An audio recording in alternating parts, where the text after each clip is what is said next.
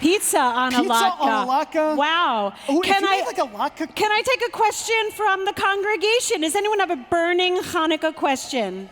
No rabbis' kids. No rabbis' rabbis' kids. children. Sorry. Okay, I'm gonna move It's 3 nepotism, rows and back. We're not into it. Yes. Bored And our kids, Hanukkah okay. question is, I don't know if is that mic's off. I will ask, is it a Chanukiah or a menorah? Excellent question. I don't know if this is much of a. I'm not sure we can debate that question. We can answer that. 'Cause it is Let's answer that factual. question. We're gonna answer it. Okay.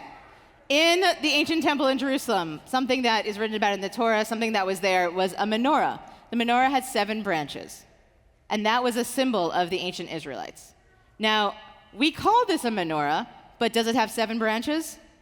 No. It has 8/9 with the shamash, right? For the 8 days of Hanukkah. So it technically is a Chanukah menorah or a Chanukiah.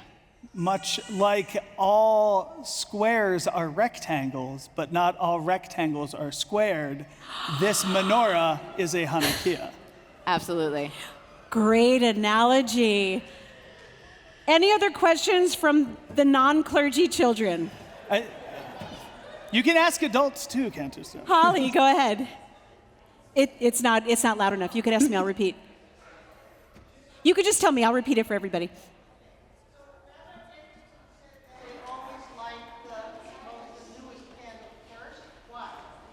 Why do we light the newest candle first? Well, you've got to start somewhere.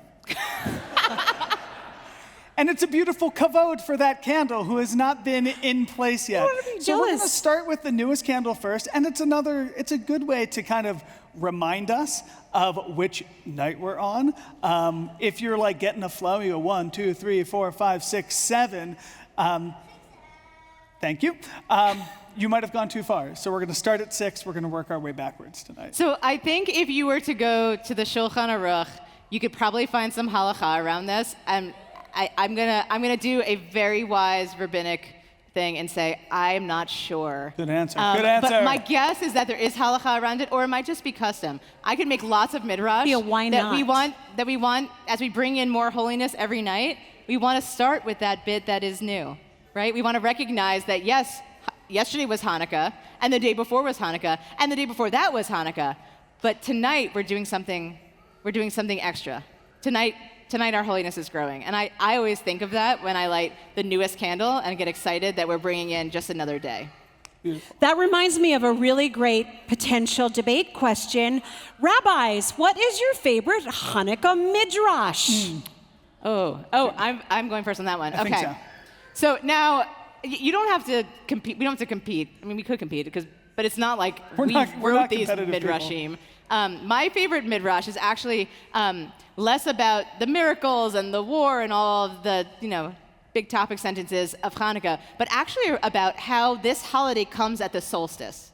It comes right at this moment when it is the darkest time of the year, and cultures all around the world are desperate for light, are desperate for warmth and to bring in joy with their communities and their families.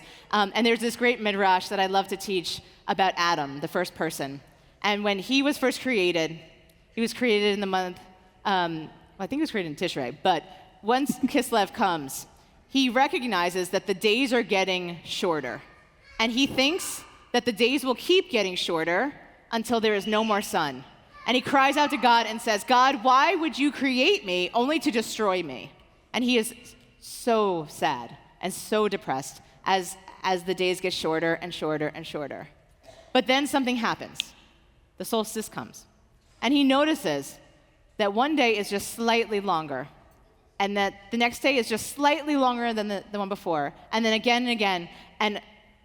And for 8 days, he celebrates.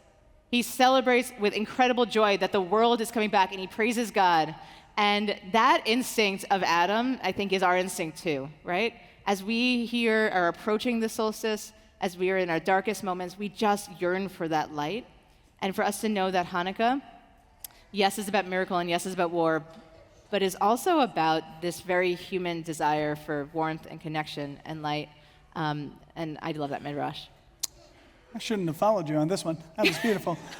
I also have a story about Adam and Eve and my personal favorite Hanukkah treat, the jelly donut, or as you might know it, the sufganya.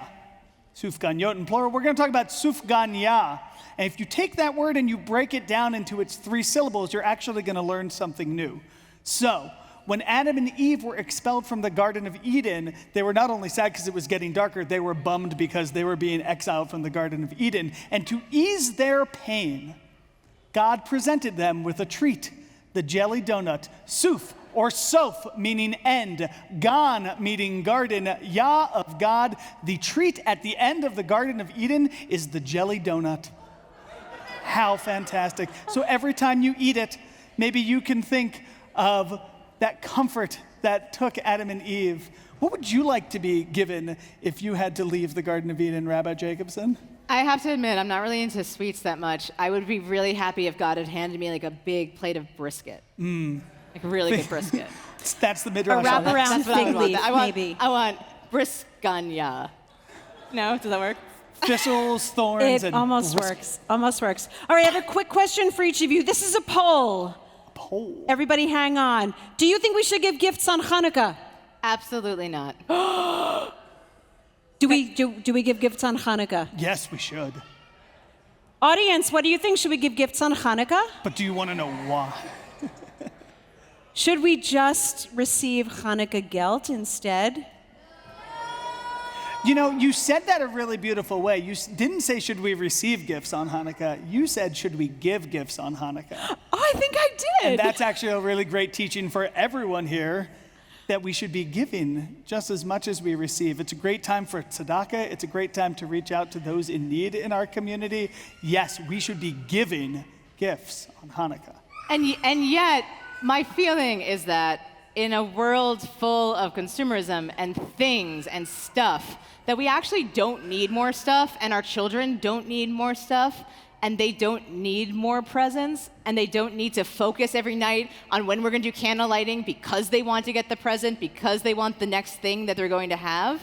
And I wish that Hanukkah came at a slightly different time of year, when the whole world wasn't giving gifts, and that we hadn't made such a focus around it. And we have. And I think there's ways to spin it to make it about generosity, about taking care of each other. Absolutely. But it makes me sad when we get too focused on the presents. I know, you got to have a little guilt. I know, I'm a downer kid. Sorry about it. I have another question. I'm going to ask everybody here, what's your favorite Hanukkah song? Just shout it out.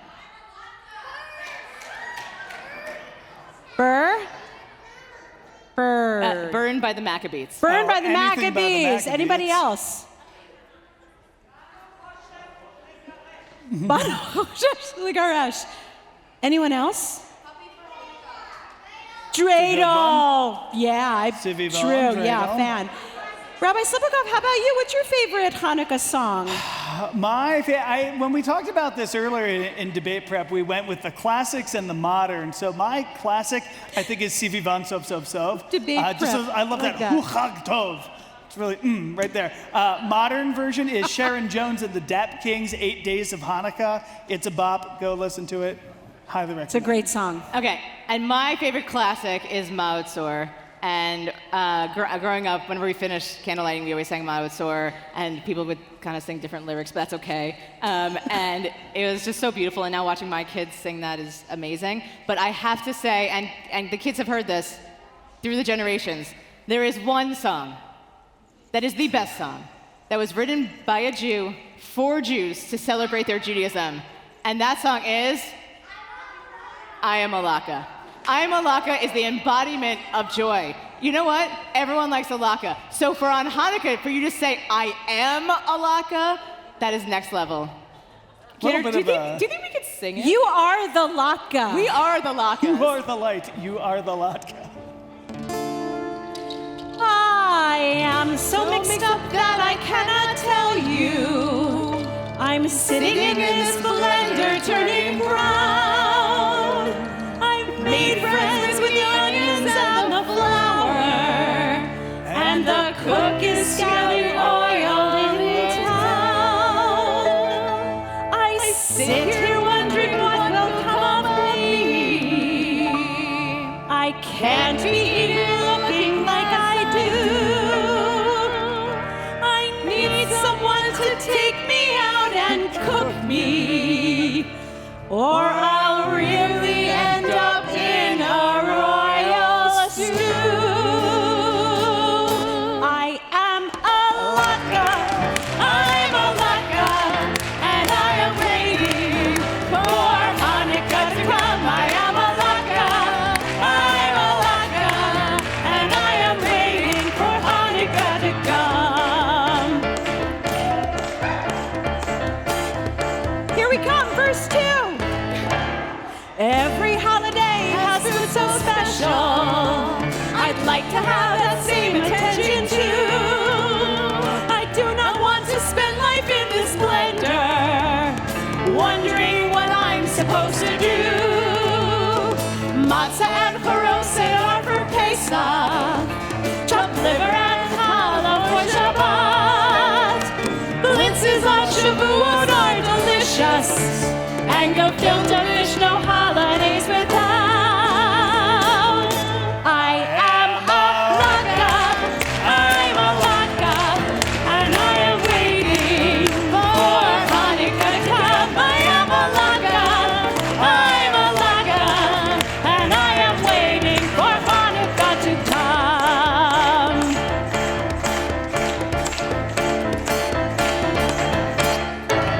Now the It's justice verse. important that I have an understanding of what it is that I'm supposed to do.